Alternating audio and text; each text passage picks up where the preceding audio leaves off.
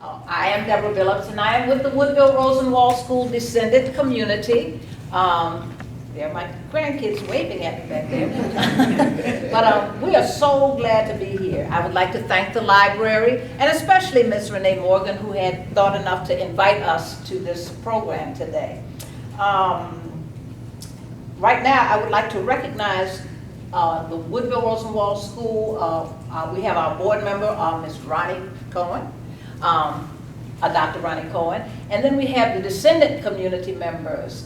We have Miss Brenda Jones, Miss Claudia Lemon Pratt, Miss Patricia Wilson Lee. I'm kind of confused those sometimes. Miss Donna Osborne. Who else? We got Mr. Roland Billups, Mr. Keith Osborne. Did I miss someone? And Gloria, my sister Gloria Alvis back there on the camera. I'm sorry. Yeah, my phone. And Marion Randall. Okay. That's right. She is a descendant. She is a member of our committee, so we are certainly happy to have her here. We are excited today for our session.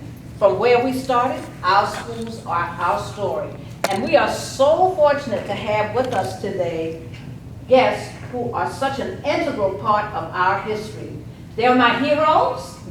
They're icons in the community because they have lived through things that we don't know about, can't imagine, especially for my grandkids who have no clue what it's like to go through school conditions such as they did.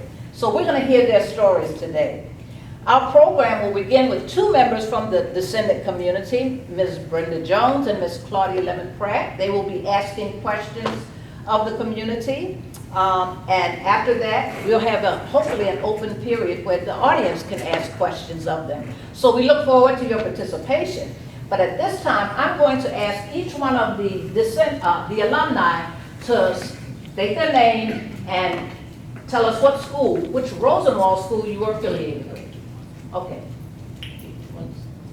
You want to give Marion? I think Frankie should go Okay. first. There you go.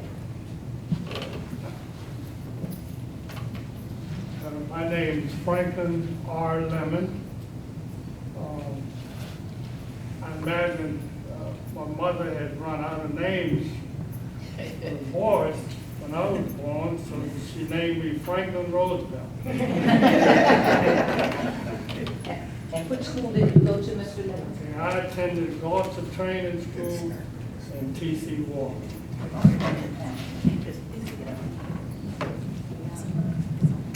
Hi, my name is Mary Gordon, and it's Mary Smith Gordon. I attended T.C. Walker, but before that, I was at Gloucester Training School.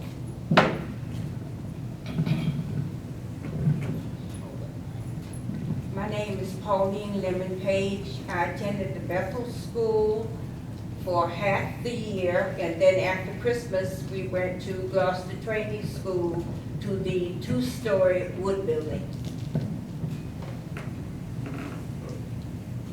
Hello, I'm Marion Randall, and I attended Bena Hayes School. And in fact, I walked to school because we were just that close to the school. Okay, well, you all can take that mic out. I see it's causing problems, so we're going to pass it down the line.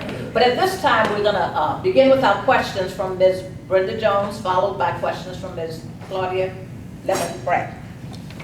Good afternoon. Good afternoon. I'm going to ask a few questions on your experience during the time the Rosenwald schools were established. Starting with Mrs. Randall. You already answered part of what I was about to ask you. Could you walk us through a typical morning? For example, how did you get to school and what was the first thing you did when you arrived? Do I have to? Man, that was time during that time. We walked to school, my girlfriend and I, Ernestine. We walked to Bena Hayes, which was about, I guess, 300 feet from where we lived on Guinea Road. And first thing you got there, they were cranking up the coal stove. And most of the time you were freezing, believe me, when you got there, so you kept your coats on. especially if it was winter. And then typical day was you get your stuff out, getting ready for the day. And in fact, my first teacher was Jacqueline Wall Foster. And that was first grade, because we didn't have kindergarten at that time. So that started the first day, and then you had to bring your lunch, number one. So you put your lunch at a certain place, you put your coats or whatever, your garments, at another place, and you were ready to start the day. Thank you. If anyone else would like to add to your experience on a typical day, you may. Otherwise, Ms. Page, what subject did you study and which ones did you enjoy most? I like math the most.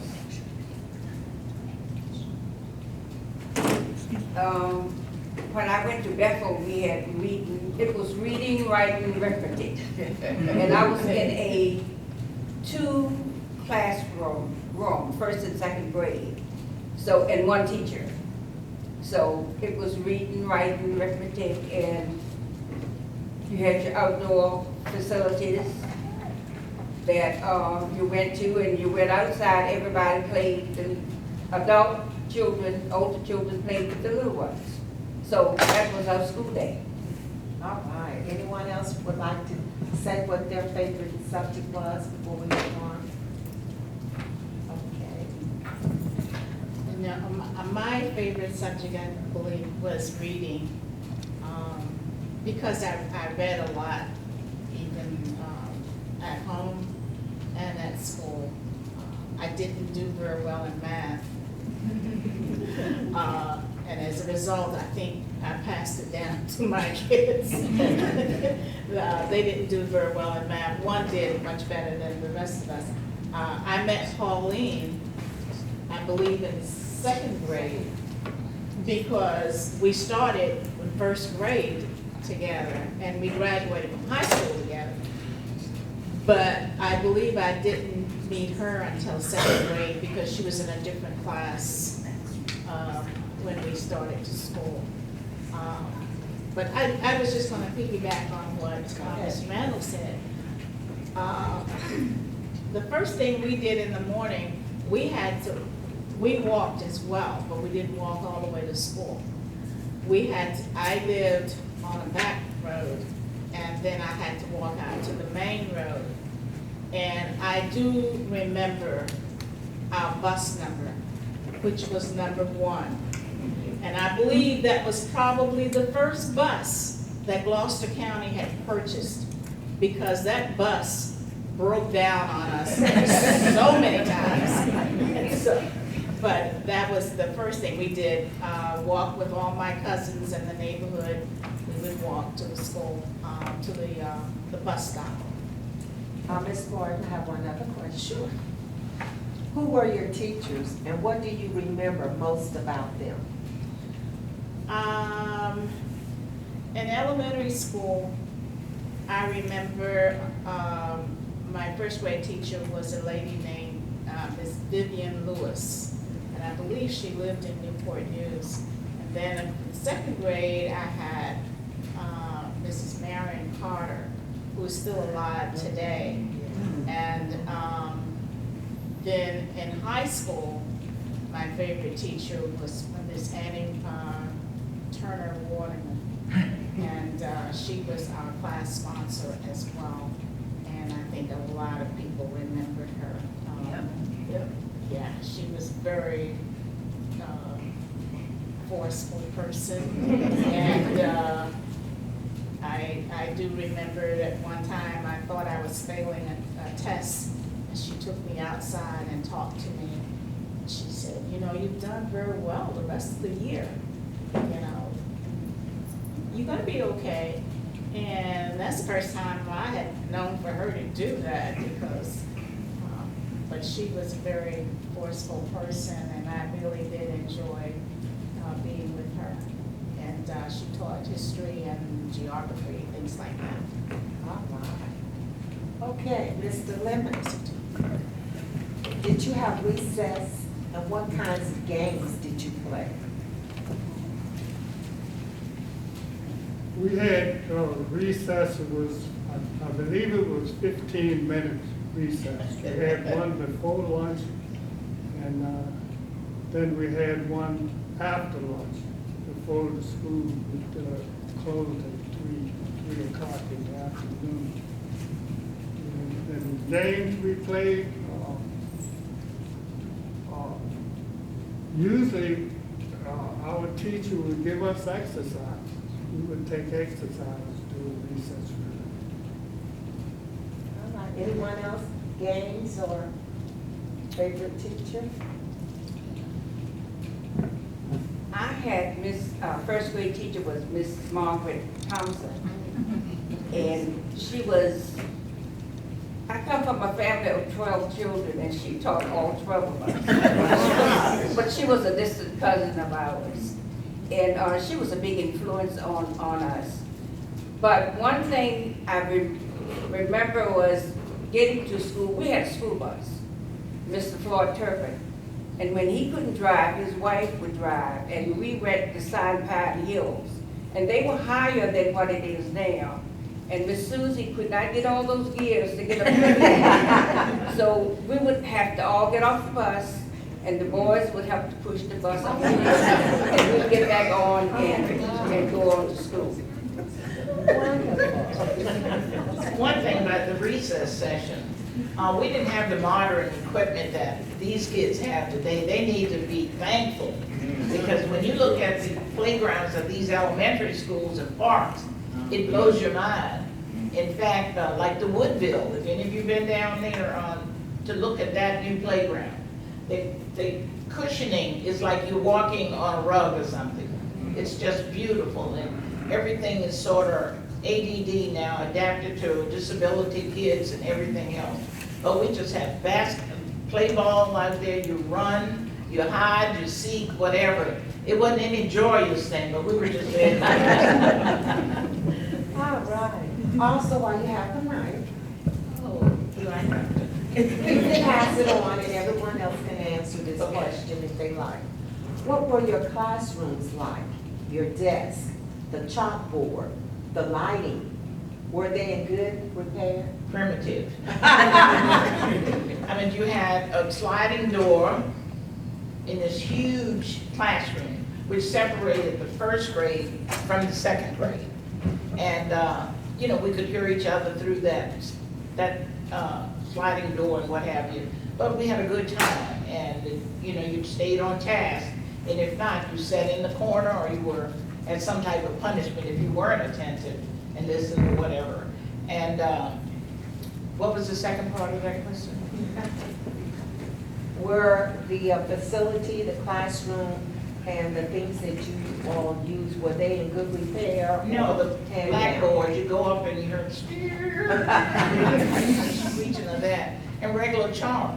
And the teachers had to erase that every time a student or somebody had to put an answer or an assignment up on the board. I mean, these kids in today's time, they got it made in this shade. And what are the boards called now that they use? What is it? Smart boards. Have y'all heard of that before? Yes. I mean, have you been witness to using Yes, one of I those? taught on a smart Or you board. taught on? Well, see, you're younger than I am. Not that much. Okay, I wasn't as blessed as Marion was. We had 3 different classrooms at Bethel. Mrs. Thompson had first and second grade. You was in one room. First grade here and second grade there. You had desks. Ms. Chapman had the 3rd, 4th, and 5th grade. And Ms. Jackson had the 6th and 7th grade. So everybody was, and that was very primitive. But we didn't know any better. We learned. We was grateful. We took our lunch, and you went outside to the bathroom, and I didn't like that. And I was counting. Miss Thompson was like I was her favorite, and she had me counting, and I didn't want to go to the outside toilet, and I got to 5, 6, 7, 8. When I said 8, then I ran to the toilet. So things were were primitive back then, but we learn and we appreciate Yes. what the kids have now. They don't realize what they have. They're blessed. Yes, yes.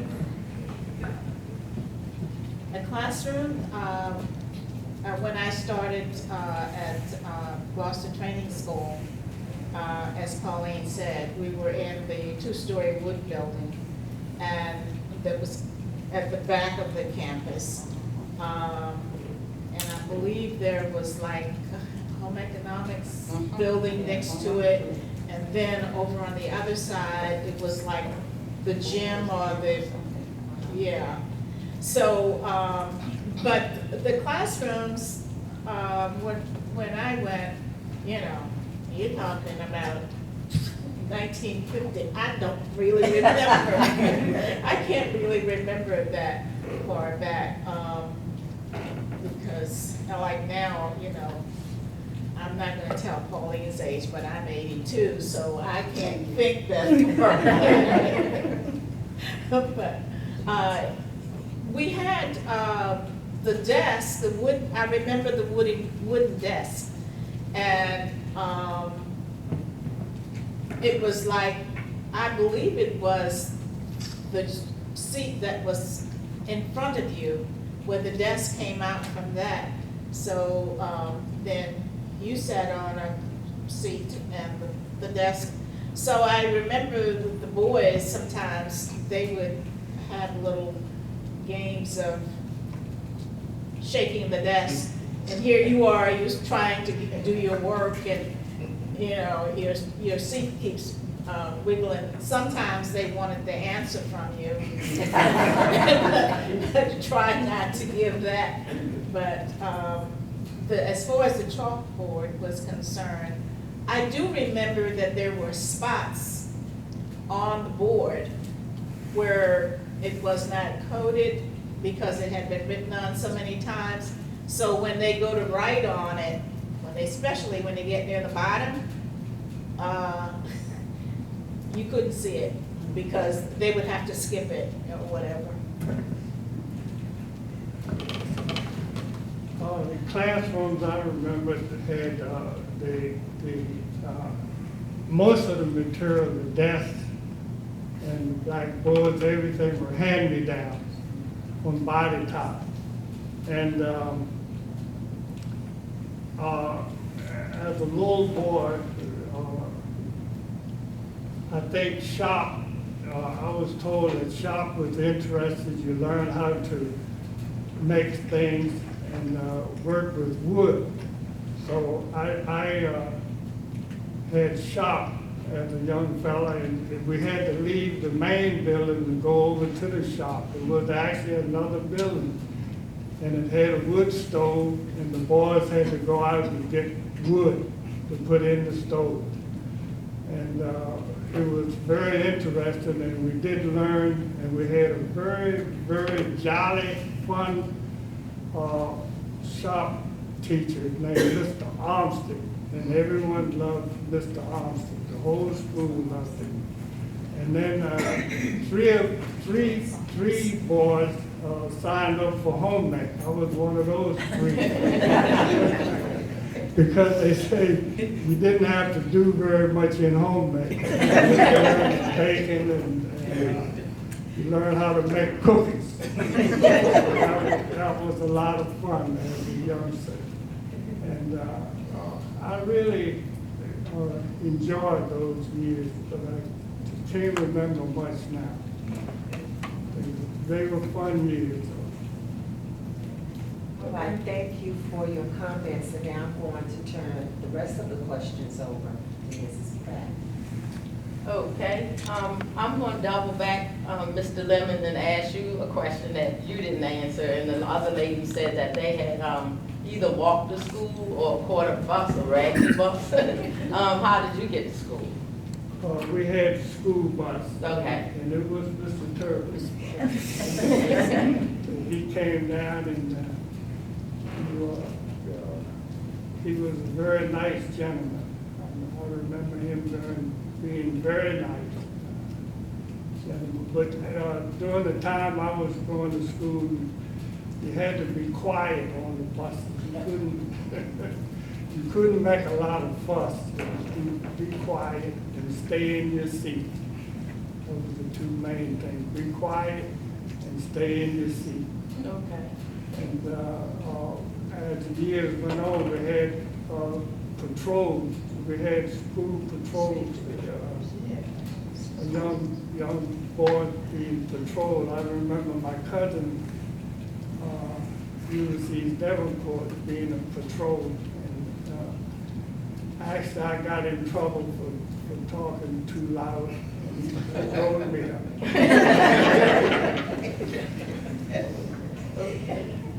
All right, you can pass the mic down to Ms. Gordon. I'll start the new question with you. What traditions, events, or celebrations do you remember most in school?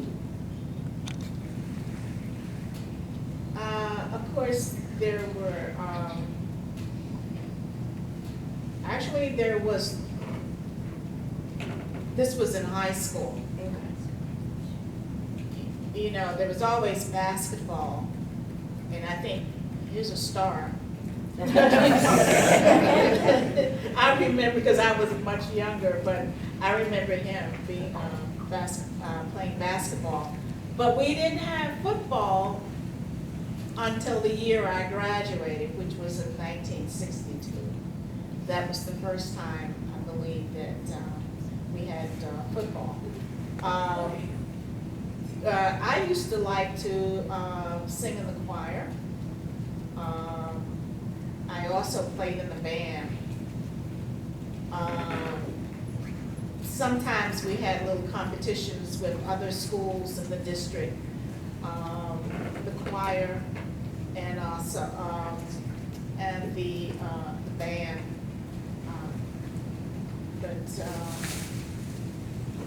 Paul, do you remember?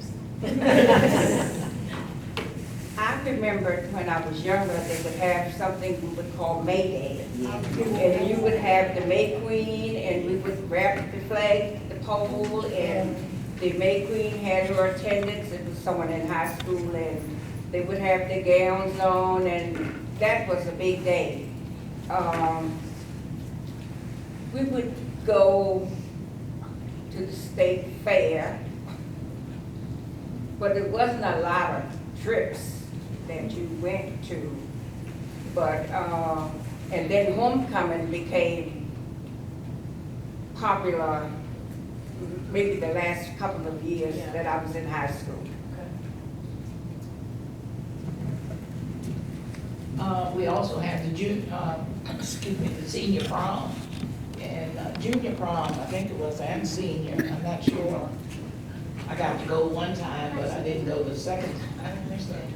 And various things, didn't we have the 4-H at that time too, and different clubs and so forth. We also had the Honor Society and the Dramatization Club, where they had plays and talent shows and all that kind of stuff. So they tried to have many activities as well as the sports, which, as you said, Frankie was on the basketball team. Were you a good basketball player for Frankie? I have my own.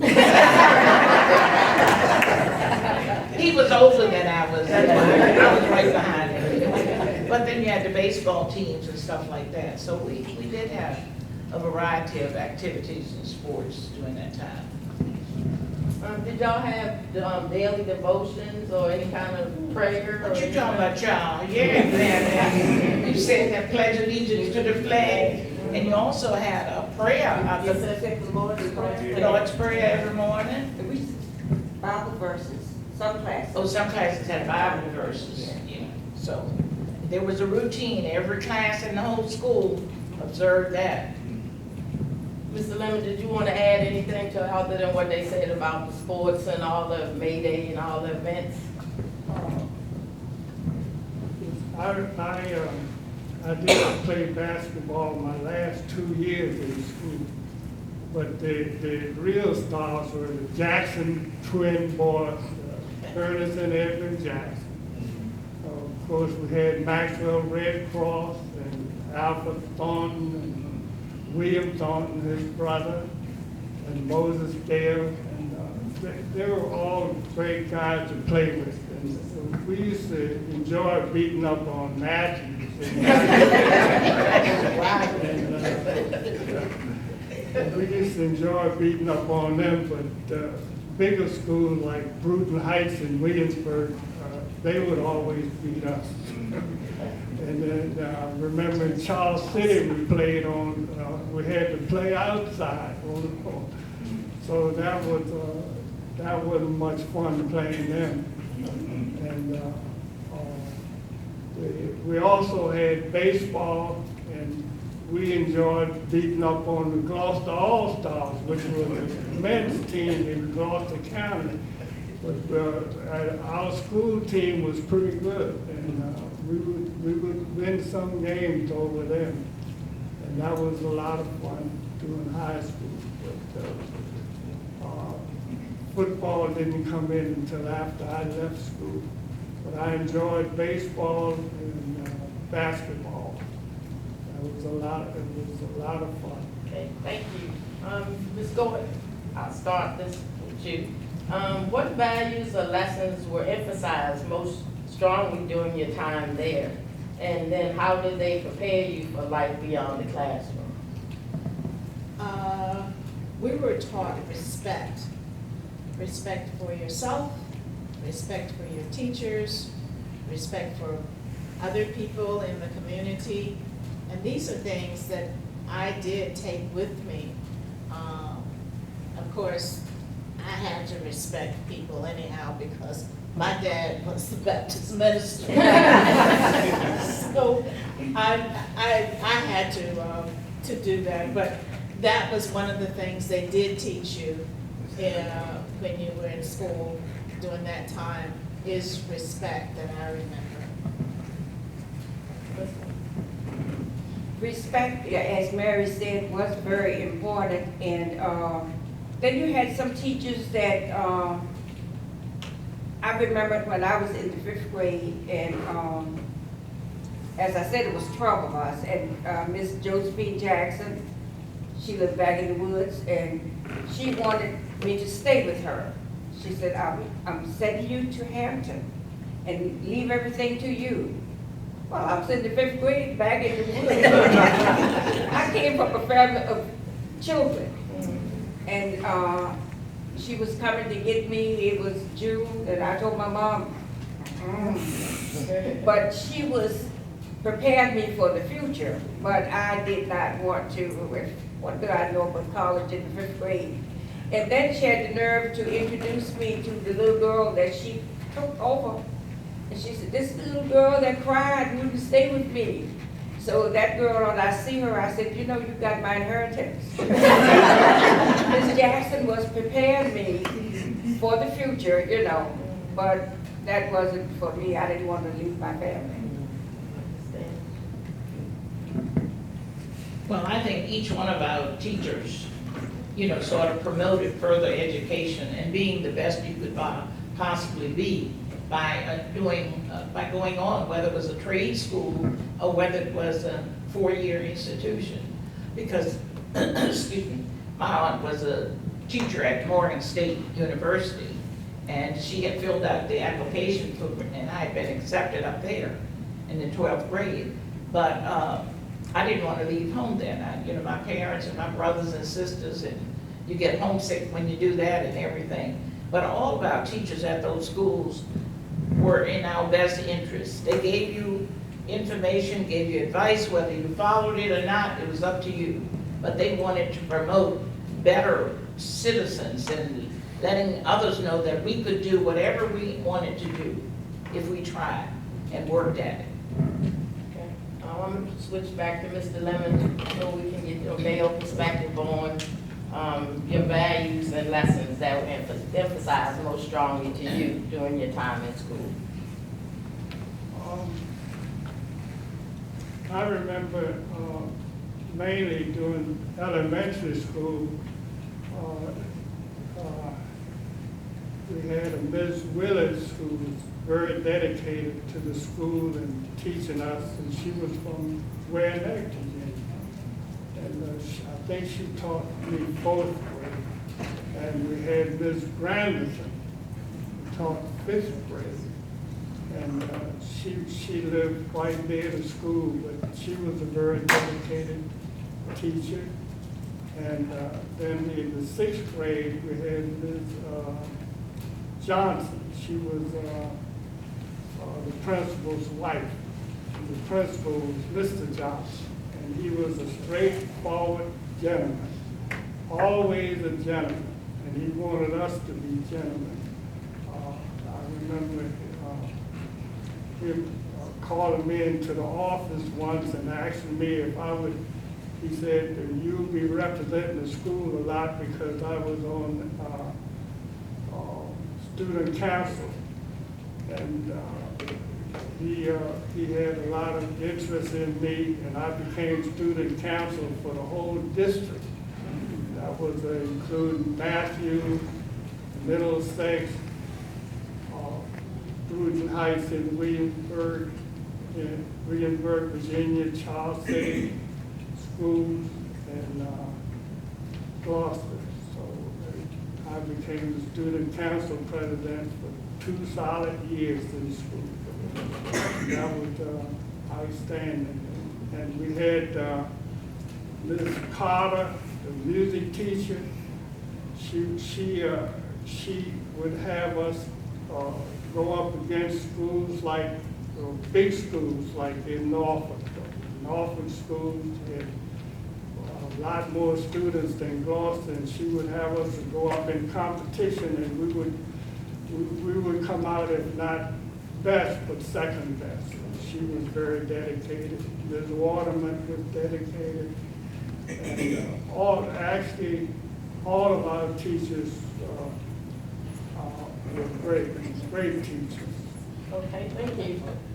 You named a lot of teachers, y'all all have named some, but I'm gonna go down the line and just ask, if you had to name one, or I'll give you 2, people at the school who inspired you to continue your education, whether it was academic or technical, or in any manner after leaving the school? I'm trying to think. I do remember in elementary school, as Mr. Lemon said, I had Miss Willis, who later became Mrs. Powell, because she was always very instrumental in helping people to further their education. Because when she was a single teacher, a single person, she took in a lot of kids, including some who were my age.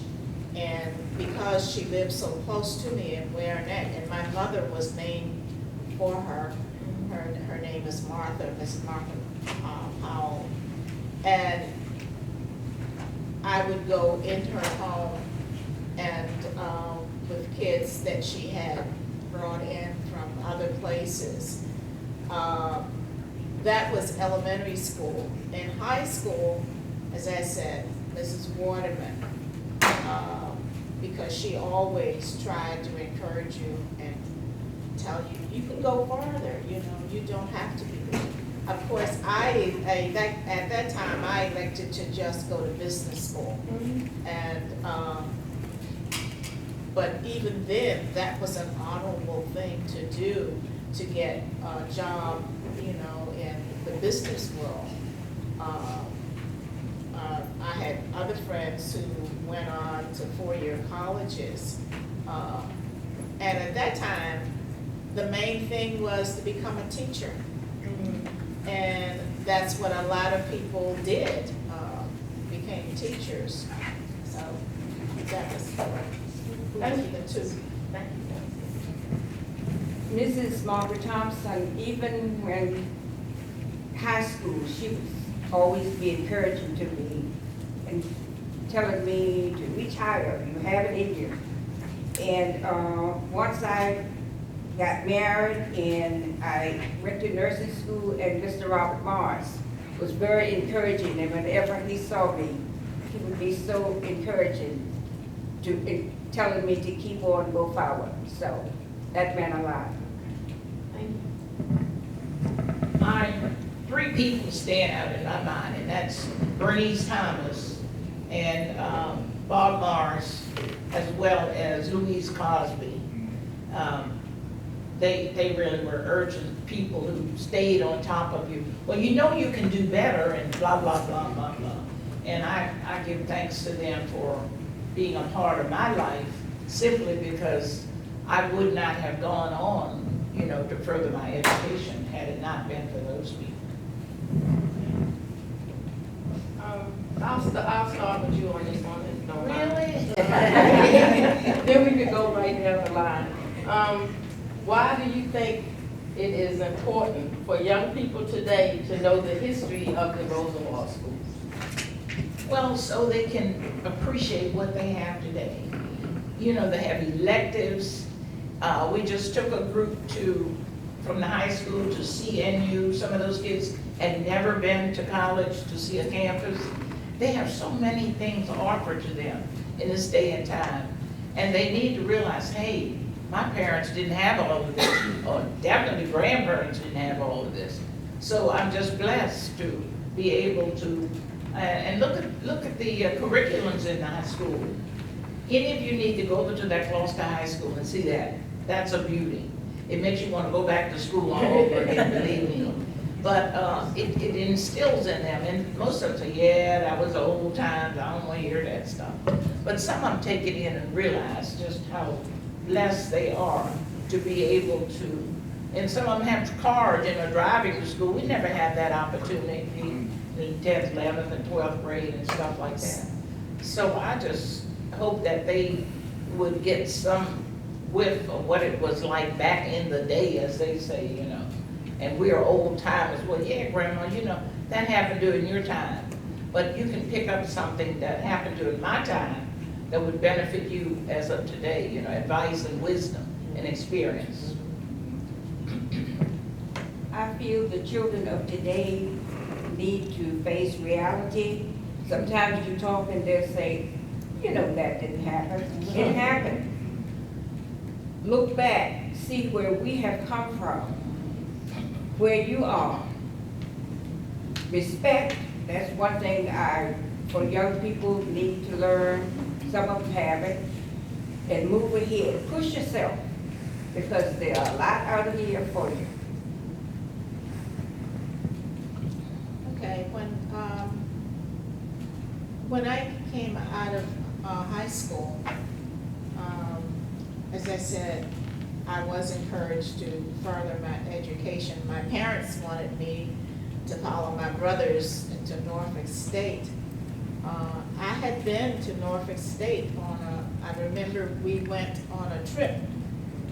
They took us from school. And that was one of the things that I found very inspiring. However, because I was rebellious type person, I did not want to go to Norfolk State, and instead, no, I did not. My brothers did.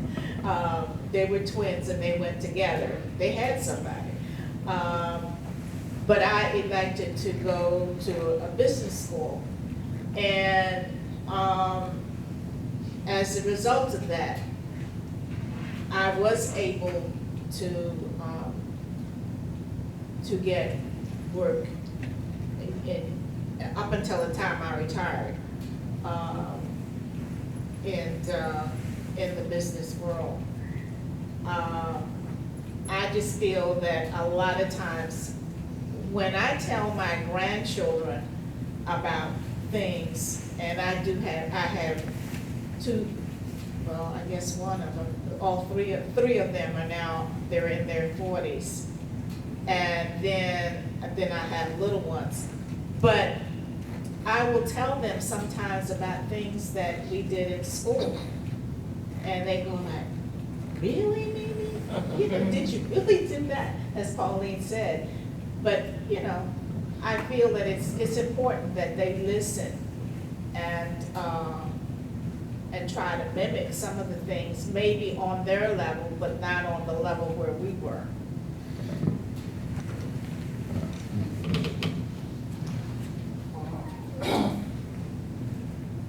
I believe that the schools that we went to taught us how to be a part of the real world. And it taught us that we should not let our parents down. It inspired us to be better people.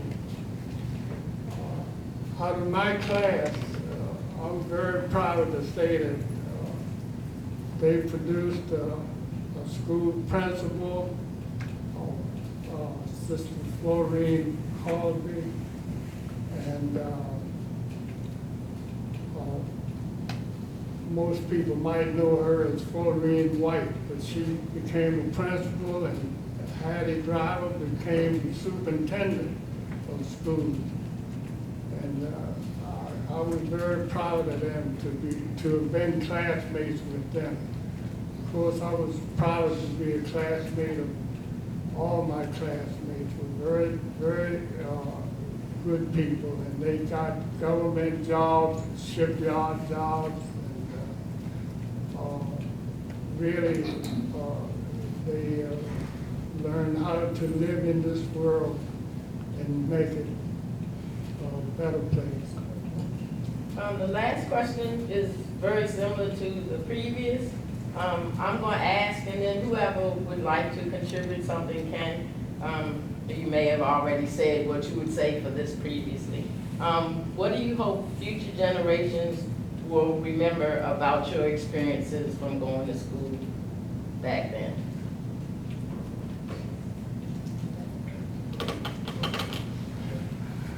It's already been said, but I just hope that the future schools will grow up to respect people, and love people, and be kind, no matter what. Thank you. I hope that kids could learn from, if they go back and read history, and or if they listen to older people, and they will take something from that, because I feel that they can, even though things are a little kind of on the edge today, however, I think that if they will just stop and think, sometimes you just have to stop and think, where am I going? What do I want to do? And then think it out. And this way, you can proceed in life. I ran into roadblocks from time to time, especially when looking for a job. One time I was told at the shipyard that I was too short to see the file cabinet, because I'm only 5'1½". So I didn't get the job. And then another time they told me, when I was looking for a job in Richmond, they told me that I had too much education, because they only wanted someone who had a high school education. However, I had to reinvent myself. So I said, okay, what's the best thing that you can do? So the next time when I went in for a job interview, I did reinvent myself. I did not speak as what they thought was a typical person of my race. I also I dressed pretty good. And so I went in, and then I found out, oh, people will listen to you, So by reinventing myself, I was able to move forward.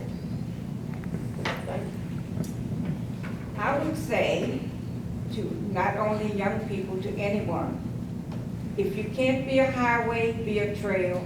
If you can't be a moon, be a star. It's not by size if you win or fail, but be the best of whatever you are.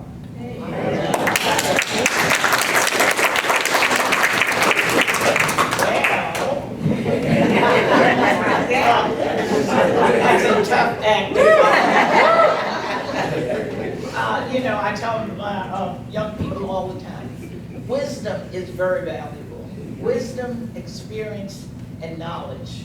You need that knowledge because even when you go to a grocery store for employment, they want to know where's your high school diploma. And you have to have that. That's a minimum now in this day and time. And they look for education or what experience you've had. So we as older, elderly people can tell them and give them some pointers and so forth. I have a granddaughter who, score was fantastic in high school. She was reading at 4 years old. She's just so smart. But when it comes to common sense, hey, didn't you think of that? Or, should you have done that and stuff? But they're lost. And even I noticed when we went to the high school that now they have separate bathrooms. They have a whole glassed area where they can watch everybody who goes in the bathroom. And they have a camera, so when you come out of the bathroom, they know you're out. And it's unbelievable, the privacy. You have individual stalls, which the door and everything on. Go by there sometime to see it because I was like, what's going on here? But they record every person who enters and exits those bathrooms because of what's going on. But we tell these children when they get to high school, hey, you got to follow the rules and directions and instructions and policies at these schools. You can't do what you want to do. And yet the rate of the things that's going on at the high school would blow your mind. But we have to keep on telling our children, our grandchildren, and I have great-grandchildren, and saying, be nice, be kind, be loving, and respect people. Do unto others as you would have them do unto you. And that would be a good policy for you to follow. But anyway, we've got a different generation here, folks, totally different. And now they'll close the door in your face and not open the car door, not respect. We need to start all that all over again with the parents. It starts with the parents. And then they expect the schools to teach some of that too.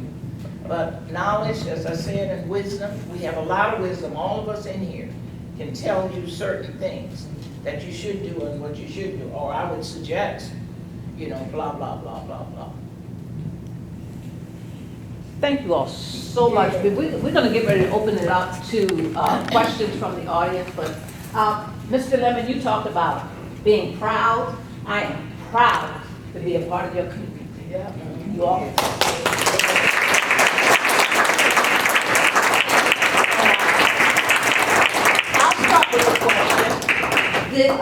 With these Rosenwald schools in Gloucester, Thomas Calhoun Walker was extremely integral in bringing all of these schools to the county. And I was just wondering, did any of you all know him? And if you did, what was your experience with him? And anybody can answer. You need this, Frankie. I knew him as a youngster. And usually if you went into the courthouse, you would see him mostly on a Saturday. If your parents took you to the courthouse, you would see we call him T.C. Walker, and he would drive I remember him driving, I think it was a Chrysler, it was a big car. Anyway, the streets, you didn't park like we do now in the street, and park facing the buildings. And I know he would let the curb stop the car. That's like the car would just bounce with it. So, but he was during the time He was an outstanding gentleman. Anybody else? Yes, I remember him as well. Because as I said before, my dad was the pastor in Gloucester, and he was at the historic Zion Poplar's Baptist Church. And occasionally, Mr. Walker would come to that church, and believe it or not, Mr. Walker I'm 5'1", but I think he was shorter than I am. I know he was shorter than I am. And so, as Mr. Lemon was saying, he would drive that car, and I remember it as being, I think it was like a dark green Packard. But anyhow, whatever it was, you could hardly see him. So, yeah, I do remember him. I've just seen him, that's it, no personal contact whatsoever. But then, you know, I was down the road, so very seldom we got up to the courthouse and stuff like that, you know. That was like going from here to Richmond. If anyone else has a question, I just ask that you speak up. Yeah, we don't have a mic, so please speak I up. just want to know, how involved were your parents with the school? Were your parents involved at all? Well, really, truthfully, back then, and like I said, I come from a family of 12. My father worked, and he wasn't involved in, we lived back off the road before he built the house out on the highway. He would build a little house for us to wait for the school bus. And we would stand in that out of the weather until the school bus comes. But they wasn't involved like I was with my child, you know.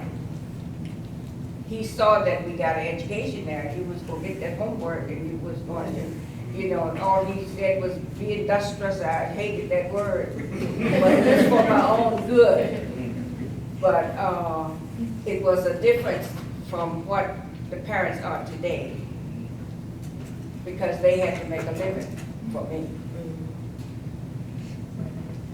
My parents, my mother probably was more involved in, she would take me, and my brothers too, I believe. She would take me if there was anything like choir concerts, or as somebody mentioned about May Day, she would show up for that as well, you know.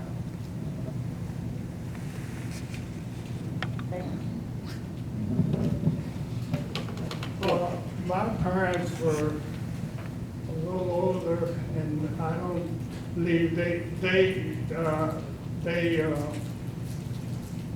just made sure that I went to school, and I made sure that my clothes were right, because I remember some boys were short, the pants were like, They were knickers. ankles, well, the ankles, and I always wanted my pants long.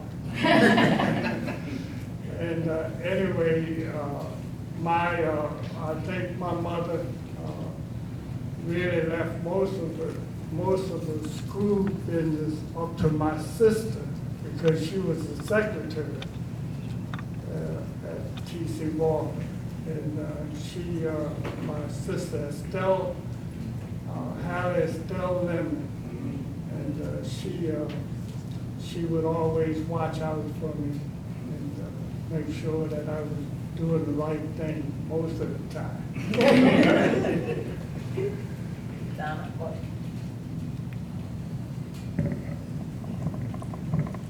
You know, back in our era, they didn't have the texting and phones, and you were lucky if you had a telephone in your own house, a house phone. So it wasn't a lot of ways of communicating with the parents and the teachers, other than, but once you got in trouble, you better believe it, that parent had to appear at that school. And so it wasn't like it is today where you have that conferences set at certain times and parents go meet the teachers, whether it's a good day or a bad day. You know, they let you know how your child is doing. But back then, unless I got into, I was a bad one in school anyway. So, and skipped school one time, went to the state fair.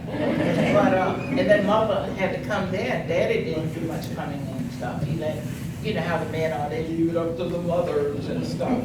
And so mother had to come to talk to Mr. Johnson then about me having to skip school. Donna? My question, and this is to all of you on the panel, as a part of the Descendants Committee here in Gloucester at Woodville, what kind of things would you like us to do to help you tell your story? Like today, this is, you know, our trying to help get the story out. What else can we do? And, you know, do you mind when we call you and say, hey, can we do so and so and such, what do you think about this? We may ask you for ideas. What ideas, what things come to your mind that you want us to tell, to help tell your story, to tell our story? That's what we need to do, because we're thinking on our end, and we're a different, you know, a little bit younger generation than you are. We have things too, but we want to start with you, your parents, that story, what you guys know. What can we do to help you guys? Well, I think you all have done a fantastic job in public relations and stuff, because also you have the display that was, is it too loud?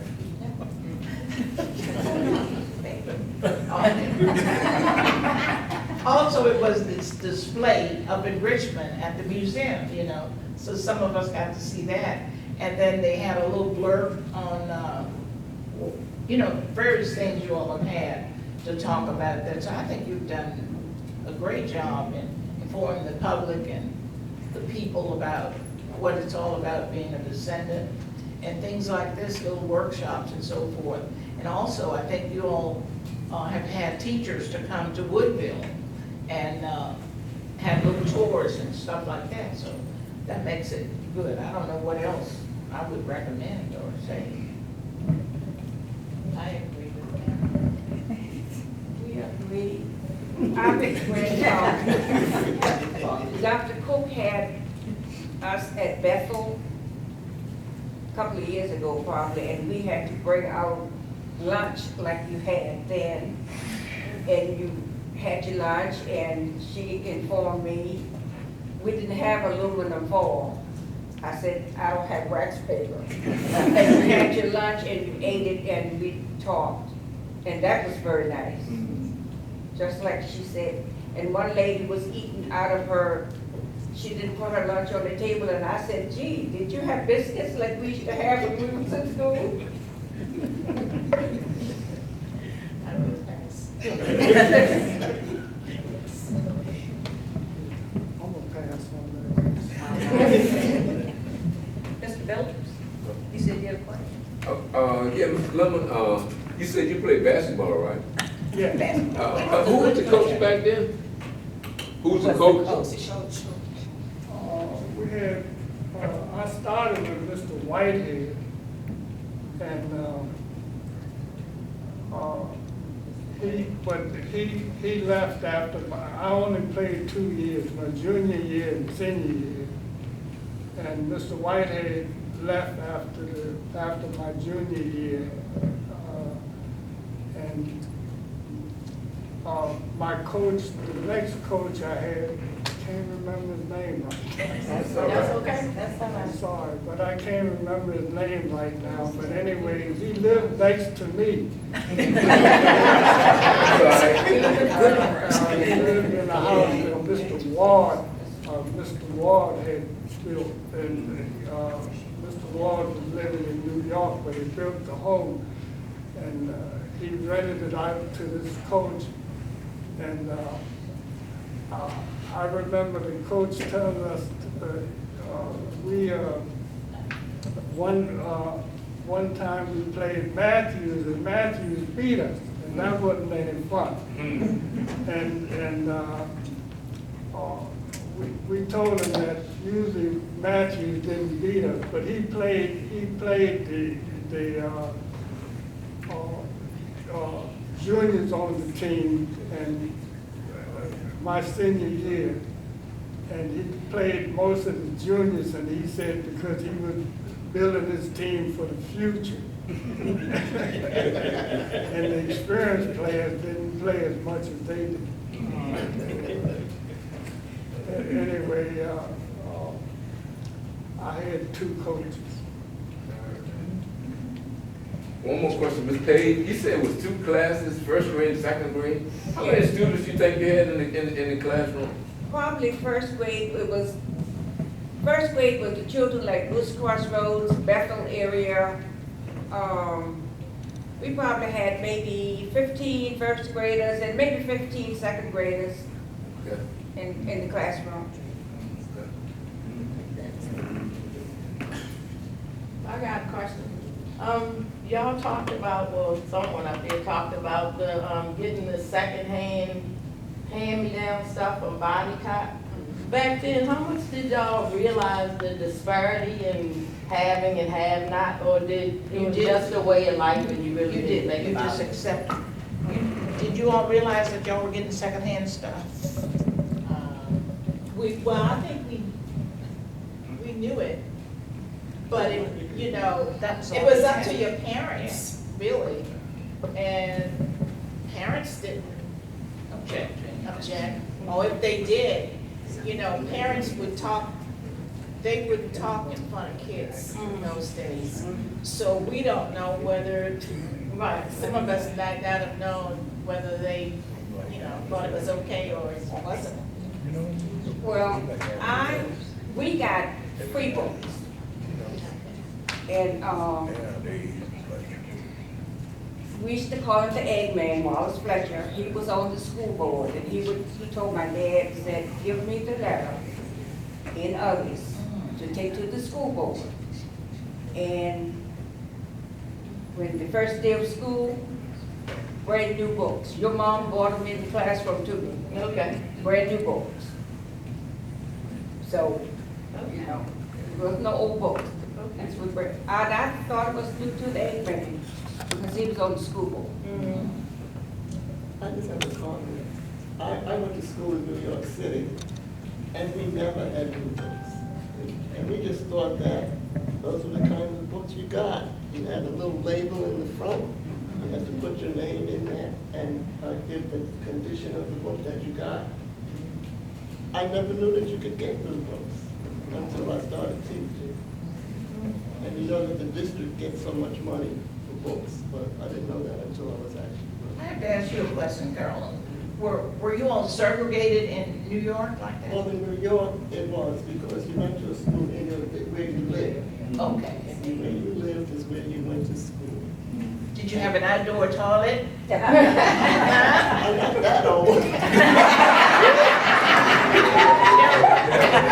They didn't, in the city never had an outdoor toilet. It was us in the country that had that. And I would come down here in the summer. Yeah, when you And come, I would be fine all day long, but at night, to go to the bathroom. you would hold it. Yeah. Was it an outhouse for everyone, like teachers and kids? Yes, if you had to go, you had to go, darling. What did you use for toilet paper? Huh? What did you use for toilet paper? Montgomery Ward books. Yeah. You name it. We didn't, we had to use papers and stuff. Y'all were upper class. I tried not to go, when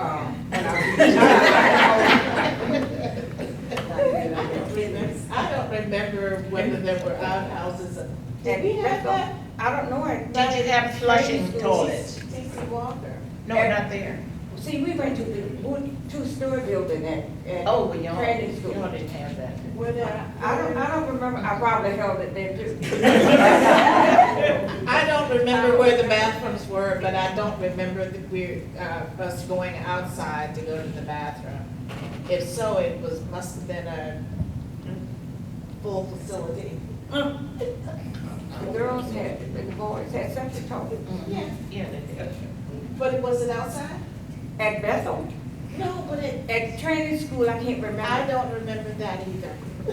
See, when I went to, training school in the other half of the first grade, and, they were building the gymnasium, they had the third, they were building the first and second grades.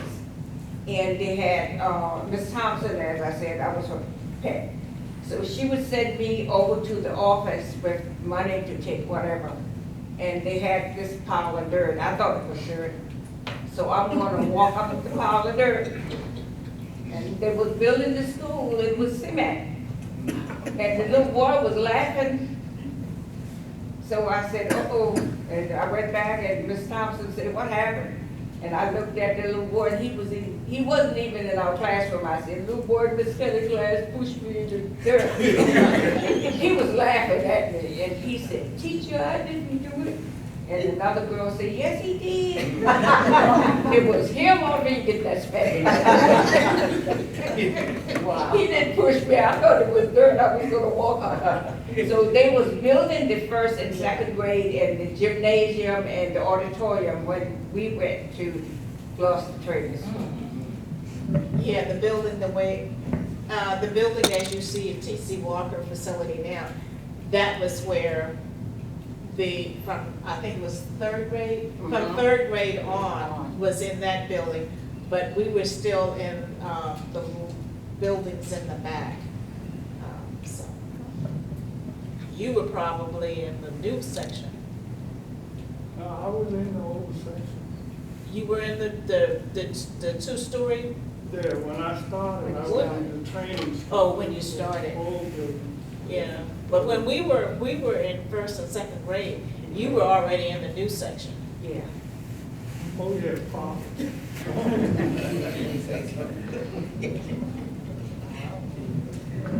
Any more questions? Okay. Any more questions? I don't want to cut this short. Well, if there aren't, right now, I'm going to ask another one of our descendants, Miss Pat Wilson Lee, right? Okay, so I keep reversing names. She's going to give you all a small token of our appreciation. First, I want to say thank you, alumni, for coming out to give us your story, for giving us generations behind you something to look forward to, and also to help us to tell our story in the future. One of the things I did want to say is, with us telling our story, it's good to write down, to journal, while you have a mind that's sound. And I thank God for this alumni that's here today that have a sound mind, and that they're able to share what they remember. And with that helps us also to document. It's good to document, because we don't know the way the world is today and the things that's going on, even with medication.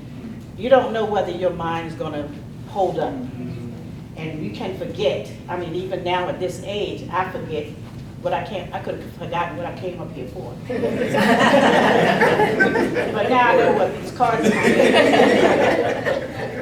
But, you know, the mind is a terrible thing to waste, right? So we don't want to let it go to waste we want to use it while we can, exercise it. So while I'm here, my responsibility is to present our panel, alumni, with a small token of our appreciation for you coming here to share your story with us all. And on behalf of the Woodville Rosenwald School Foundation Descendants Community, we'd like to present you with this small token. Mr. Lemon, Ms. Gordon, my other mother, Ms. Pauline Hayes, and Ms. Marion Randall. Thank you so much. Thank you all so much for